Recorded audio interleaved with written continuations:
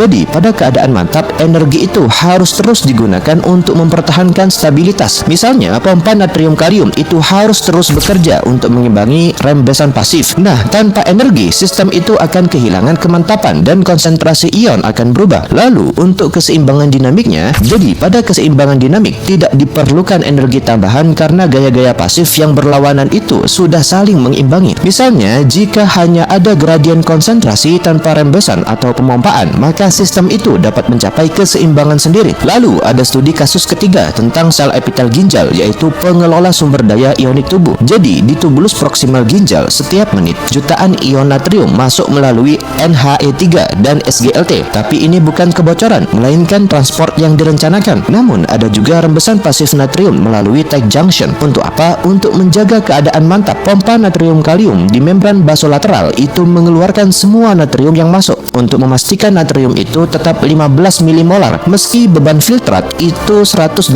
liter per hari. Berdasarkan data terukur, reabsorpsi harian itu sekitar 25.000 milimolar. ATP yang digunakan itu hanya untuk pompa kurang lebih 8.300 milimolar per hari. Jika pompa berhenti, maka sehingga natrium itu menumpuk lalu terjadi sel membengkak. Tahap akhirnya nekrosis tubular akut. Untuk patologinya begini, pada shock septik ada hipoksia, lalu ATP turun, kemudian pompa gagal sehingga terjadi gagal ginjal akut. Lalu untuk data tervalidasinya, jika mikrofungsi tubulus plus auwabain, maka terjadi henti total reabsorpsi natrium dalam 30 detik. Sebagai bahan refleksi, jadi ginjal bukan hanya penyaring, ia adalah manajer sumber daya ionik nasional yang menjaga keseimbangan antara kebocoran alami dan pemulihan aktif. Intinya, ini menunjukkan bahwa keadaan mantap adalah hasil kerjasama antara gaya pasif dan aktif, sementara keseimbangan dinamik adalah hasil interaksi antara gaya pasif saja. Keempat, kenapa konsep ini penting? Jadi, kenapa sih keseimbangan rembesan pasif dan pemompaan aktif itu disebut sebagai gardu pengendali dalam tubuh? Keseimbangan ini memastikan stabilitas potensial membran istirahat yang penting untuk fungsi normal sel saraf dan otot. Tanpa mekanisme ini, sel itu tidak dapat merespons rangsangan dengan cepat dan efisien. Lalu, bagaimana sih keseimbangan rembesan pasif dan pemompaan aktif itu mendukung fungsi sel saraf dan otot? Pada sel saraf, keseimbangan ini mempersiapkan sel untuk menghasilkan sinyal listrik ketika diperlukan. Pada sel otot, keseimbangan ini mempersiapkan sel untuk menghasilkan kontraksi otot yang efisien. Kemudian, apa sih yang terjadi jika potensial membran istirahat itu tidak stabil? Jika potensial membran istirahat tidak stabil, maka sel itu dapat mengalami gangguan fungsional seperti kejang, paralisis, atau aritmia jantung. Karena ketidakseimbangan ion itu mengganggu kemampuan sel untuk menghasilkan sinyal listrik. Jadi bayangkan sebuah gardu listrik yang memastikan aliran listrik tetap stabil. Gardu ini memantau dan menyesuaikan aliran